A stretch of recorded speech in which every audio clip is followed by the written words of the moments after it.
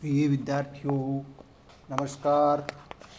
मैं Mahavir Singh, associate professor, government Lohia college Churu, आप सभी बीकॉम पार्ट फर्स्ट के स्टूडेंट्स का स्वागत करता हूं।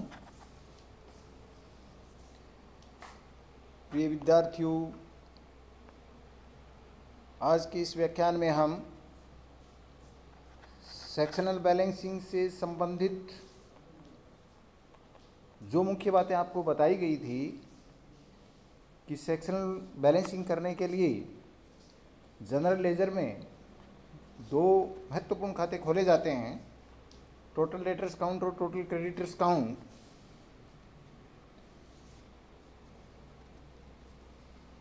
और उसके बाद जनरल लेजर संतुलित हो जाती है, यानी उसका तलपट हम बना सकते हैं, क्योंकि और सभी खाते जनरल लेजर में खुले होते हैं, केवल देनदार और लेनदारों के खाते नहीं होते। तो वो खाते खोलने के बाद जनरल लेजर संतुलित हो जाती है। इनको हम स्मरणार्थ रूप में तैयार करते ही हैं। तो ये जो दोनों खाते हैं वो मैं यहाँ आपको बता देता हूँ कि वो सारे के सारे उन्हीं नियमों के अनुसार बनते हैं जिन नियमों के अनुसार कि किसी भी देनदार का व्यक्तिगत खाता खुलता है। ये समूह के रूप में बनाए जाते हैं और किसी व्यक्तिगत खाता कोई व्यक्तिगत रूप से बनाया जाता है, लेकिन उन्हीं नियमों के हिसाब से इसको हम बनाते हैं। वही आइटम्स जो किसी व्यक्तिगत खाते के डेबिट में आते हैं वही इसके भी सामूहिक देनदार खाते हैं टोटल डेटर्स काउंट के डेबिट में आएंगे, और वही क्रेडिट में आएंगे जो कि व्यक्तिगत रूप से क्रेडिट में आते हैं। तो हम आज दो प्रॉब्लम्स डिस्कस करेंगे यहाँ पर। ये पहली जो प्रॉब्लम है उसके अंदर अगर अपने ध्यान से देखेंगे तो इसमें ये सूचनाएं आपके सामने हैं स्क्रीन पर, और इन सूचनाओं के आधार पर हम टोटल डेटर्स काउंट और टोटल क्रेडिटर्स काउंट, ये जो प्रॉब्लम नंबर 1 है, इसको अपन लेते हैं। तो जैसे सबसे पहले जो है डेटर्स का ओपनिंग बैलेंस है 1/4/17 को, तो ये 17,425 रुपये का opening balance to balance BD जैसे डेटर्स का लिखते हैं, ओपनिंग बैलेंस वो लिख देंगे। इसके बाद में सेल्स है 35,600 रुपये, लेकिन उसमें कैश सेल्स इंक्लूड है। तो किसी भी देनदार को केवल उधार बिक्री से एंट्री करते हैं, कैश सेल्स से नहीं करते। तो उसमें से कैश सेल्स को अपन रिड्यूस कर देंगे। जैसे सेल्स आपकी 35,600 और उसमें से 7,400 अगर कम कर देंगे तो ये 28,200 रुपये की जो है वो उधार बिक्री इसके अंदर लिखी जाएगी। तो वो टू सेल्स हो जाएगा। सेल्स रिटर्न अगर अपन देखें तो क्रेडिट में आती है, देनदारों को जमा करते हैं तो बाई सेल्स रिटर्न हो जाएगा। फिर कैश पेड टू क्रेडिटर्स इसमें आएगा नहीं। B R received from debtors, तो डेटर्स के जमा करेंगे, बाई बी आर कर देंगे 9,800 से। बी आर डिसऑनर से डेटर को डेबिट करते हैं तो टू बी आर डिसऑनर लिखेंगे। और इसका रीज़न है क्यों करते हैं, क्योंकि जब उससे बी आर प्राप्त हुआ था तो बाई बी आर किया था, लेकिन जब उसने पैसा नहीं दिया तो फिर उसको वापस डेबिट करेंगे। बिल्स ऑफ क्रेडिटर्स एक्सेप्टेड, ये क्रेडिटर्स में आएगा। डिस्काउंट अलाउड टू डेटर्स 215 रुपये, ये क्रेडिट कर देंगे। Discount allowed to debtors but later on disallowed हो गया 100 रुपये, तो वो वापस डेबिट कर दिया जाएगा 100 रुपीज़। और इसी तरीके से cash received from debtors credit करेंगे ये 18,700 रुपये। कैश रिफंड की गई है डेटर्स को 25 रुपये, तो वो डेबिट कर देंगे। बैड डेट्स क्रेडिट कर देंगे। Transfer from debtors ledger to creditors ledger, bad debts 215 अपने क्रेडिट कर दिया। Transfer from debtors ledger to creditors ledger, ये 1,240 रुपये है, जो कि डेटर्स लेजर से क्रेडिटर्स लेजर में ट्रांसफ़र हुआ है। तो ये आइटम आपको ध्यान में रखना है हमेशा। मैंने पहले भी आपको बताया था कि चाहे किसी भी लेजर से किसी भी लेजर में ट्रांसफ़र हो, अगर ये लिखता है transfer from creditors ledger to debtors ledger, तो भी अपन इसको डेटर्स काउंट के टोटल डेटर्स काउंट के क्रेडिट में ही दिखाते हैं। और इसका रीज़न भी मैंने आपको पहले स्पष्ट कर दिया था पिछले व्याख्यान में। तो इसलिए ये जो है वो अपन क्रेडिट पक्ष में लिखेंगे डेटर्स काउंट के। और इस तरीके से ये सभी आइटम लिखने के बाद टोटल डेटर्स काउंट के डेबिट बैलेंस, डेबिट का जो टोटल है वो 46,450 आएगा। ये आपके सामने है, ये देखिए ये लिखा हुआ है, तो ये सामने इसको स्वरूप किया हुआ है, ये आप ध्यान से देख लीजिए, सारे आइटम्स इसमें दिए हुए हैं आपके। तो इसके बाद में जब इसको जोड़ करके इसको अपन माइनस करेंगे तो बाई बैलेंस शीट 16,080 यानी 16,080 रुपये का टोटल डेटर्स काउंट का बैलेंस आएगा। इसी तरीके से दूसरा अकाउंट अपन टोटल क्रेडिटर्स अकाउंट बनाएंगे, जिसमें ओपनिंग सेल्स क्रेडिट होता है तो बाई बैलेंस बीडी लिख देंगे। फिर इसके बाद में परचेजेस हम उधार खरीदते हैं तो क्रेडिटर्स को जमा करते हैं, तो वो 25,180 रुपये क्रेडिट कर दिए। उनको वापस लौटाया 700 रुपये से, उनको कैश दिया, उनको जो है वो बीपी एक्सेप्टेड की तो वो भी डेबिट कर देंगे। और इसके बाद में देखिए मैंने वो बात आपको बताई थी, ये ट्रांसफ़र किसी भी लेजर से किसी भी लेजर में हो, टोटल डेटर्स काउंट के क्रेडिट में लिखते हैं और टोटल क्रेडिटर्स काउंट के डेबिट में लिखते हैं। तो ये डेबिट में 1240 रुपये लिखेंगे।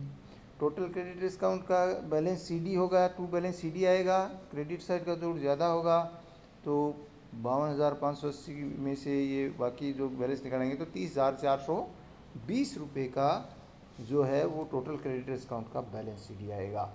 तो इस तरीके से ये दोनों खाते जो हैं वो आपको इस इंफॉर्मेशन से बनाने पड़ते हैं। इम्पोर्टेंट बात यहाँ पर ये होती है कि बहुत आसान खाते होते हैं, लेकिन सबसे बड़ी बात ये होती है कि हमें उन आइटम्स का नॉलेज होना चाहिए जो कि इन खातों में नहीं दिखाए जाते हैं।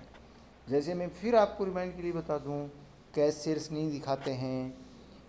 अगर डेटर्स की बात करें तो डेटर्स में हम कैश सेल्स को नहीं दिखाते हैं, हम अमाउंट ऑफ बीआर रिसीव्ड नहीं दिखाते हैं, हम प्रोविज़न फॉर बैड डेट्स नहीं दिखाते हैं, बैड डेट्स रिकवर्ड नहीं दिखाते हैं। तो ये जो बातें हैं वो अपने को ध्यान में रखनी चाहिए, ये चीज़ें अपने इसमें नहीं दिखाई जाती हैं। टोटल क्रेडिटर्स अकाउंट के अंदर भी अगर बीपी का अमाउंट ऑफ बीपी पेड नहीं दिखाया जाता है, कैश परचेजेस को भी नहीं दिखाया जाता है, और इसी तरीके से जो है वो बीआर एंडोर्स्ड को भी नहीं दिखाया जाता है, नहीं सॉरी बीआर एंडोर्स्ड को हम इसमें दिखाते हैं लेकिन टोटल डेटर्स काउंट में नहीं दिखाते।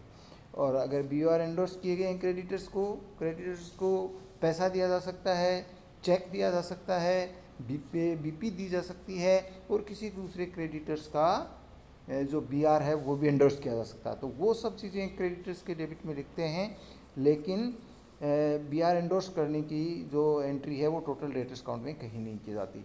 तो ये आइटम्स जो टोटल डेटर्स काउंट से रिलेटेड कुछ आइटम्स हैं जिनको अपने को ध्यान में रखना है कि वो कौन से नहीं लिखे जाते हैं। अब एक प्रॉब्लम अपन और ले लेते हैं जो आपके सामने है ये प्रॉब्लम, और इसके अंदर जो है पर्टिकुलरली ये प्रॉब्लम आपको कॉन्ट्रा बैलेंसेस के कारण से दी गई है। जैसे टोटल डेटर्स काउंट के कॉन्ट्रा बैलेंसेस दिए गए हैं शुरू में, जैसे 2,400 रुपये जो है 40,000 रुपये सेल्स लेजर का डेबिट बैलेंस है और 3,600 रुपये इसका क्रेडिट बैलेंस है। तो अपन ने यहाँ पर टू बैलेंस बीडी भी लिखेंगे 40,000 से और बाई बैलेंस बीडी लिखेंगे 3,600 रुपये से। तो ये दोनों बैलेंस अपन लिखेंगे। उसके बाद के सारे आइटम बिल्कुल सारे के सारे वही हैं। टोटल डेटर्स काउंट में सेल्स लेजर है, उसमें खुलता है वो जो है वो उससे रिलेटेड होता है, सेल्स से रिलेटेड। और परचेज लेजर जो होती है वो परचेज लेजर होती है, उसके अंदर जो है वो टोटल क्रेडिटर्स काउंट से संबंधित जो है वो खाते खुले होते हैं क्रेडिटर्स से रिलेटेड, इसलिए उसमें आपको टोटल क्रेडिटर्स के अंदर वो आइटम लिखने होते हैं। तो जैसे सेल्स लेजर है उसमें ये आ गया। इसके बाद में अपने को जब टोटल डेटर्स काउंट बनाने हैं तो केवल सेल्स लेजर के आइटम ही देखने हैं। तो जैसे सेल्स हुआ 9,60,900 रुपये की, ये आपके सामने है स्क्रीन पर, जैसे ये रहा। तो इसमें अपन ने टू सेल्स 9,60,900 लिख देंगे। सेल्स रिटर्न है वो 2,900 रुपये का सेल्स रिटर्न है, तो ये 2,900 रुपये सेल्स रिटर्न लिख दिया जाएगा।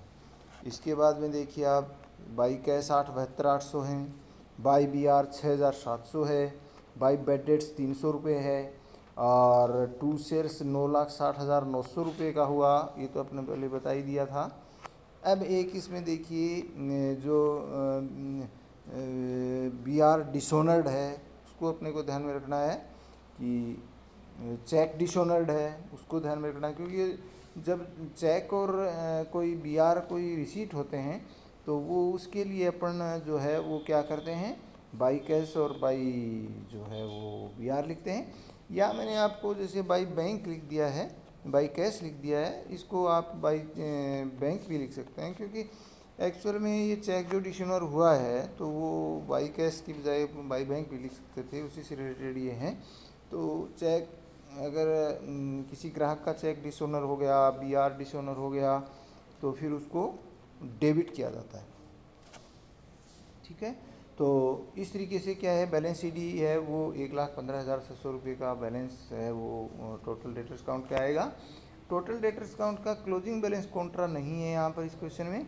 यदि ऐसा होता तो हम पहले क्या करते, to balance CD contra balance को लिखते और फिर जो बैलेंस आता वो by balance CD final closing balance आता। तो ये बात अपने को ध्यान रखनी है। शुरू की विशेष केवल कॉन्ट्रा बैलेंस है। इसी तरीके से क्रेडिटर्स काउंट के अंदर भी बाई बैलेंस बीडी भी अपन लिखेंगे 1,15,500 और टू बैलेंस बीडी भी 2,400 लिखेंगे। और इसके बाद में टू परचेजेज रिटर्न है, टू कैश है, बाई परचेजेज है, और फिर इसके बाद में टू बीपी एक्सेप्टेड किए गए हैं तो क्रेडिटर्स को डेबिट करेंगे। और डिस्काउंट के 1,300 रुपये हैं वो भी जमा किए गए हैं तो क्रेडिटर्स ने, तो इतना बैलेंस कम कर देंगे तो वो 1,300 रुपये हो जाएगा। और इसी तरीके से बीपी जो एक्सेप्ट की थी उसमें से विड्रॉन कर गई 1,400 रुपये। तो बीपी एक्सेप्टेड 5,000 थे लेकिन वो पैसा पेमेंट नहीं कर पाया तो बीपी विड्रॉन हो गया 1,400 रुपये का। और इस तरीके से जो बैलेंस आएगा वो टू बैलेंस सीडी आएगा 3,22,200 रुपये। तो ये आपको ध्यान रखने की बात है। तो इस तरीके से जो है वो टोटल डेटर्स काउंट और टोटल क्रेडिटर्स काउंट अपने को आज की इस दोनों प्रॉब्लम से अपने सीखा, जिसमें कॉन्ट्रा बैलेंस भी आ गए, कौन सी राशियाँ नहीं आती हैं वो भी इसमें आ गए। तो ये एक सिंपल सा एक खाते जो हैं वो उसी नियमों से बनते हैं जिस नियम से व्यक्तिगत खाता किसी खाता बही में बनता है। क्योंकि व्यक्तिगत खाते जैसे सेल्स लेजर में खुलते हैं तो उसी तरीके से खुलते हैं, परचेज लेजर में जैसे क्रेडिटर्स के व्यक्तिगत खाते खुलते हैं तो उन्हीं नियमों से खुलते हैं। तो यहाँ पर ये टोटल के रूप में तैयार किए जाते हैं तो उन्हीं नियमों को ध्यान रखते बनते हैं। तो आज के लिए इतना ही, बहुत बहुत नमस्कार। आप इसके अंदर जो है वो गूगल ड्राइव में जब इसकी जो डिस्क्रिप्शन बॉक्स में जाएंगे नीचे तो ड्राइव का लिंक आपको मिल जाएगा जिसमें आपको टेक्स्ट जो है वो आपको मिल जाएगी, तो टेक्स्ट फॉर्म में भी इसको आप देख सकते हैं। नमस्कार, बहुत बहुत धन्यवाद।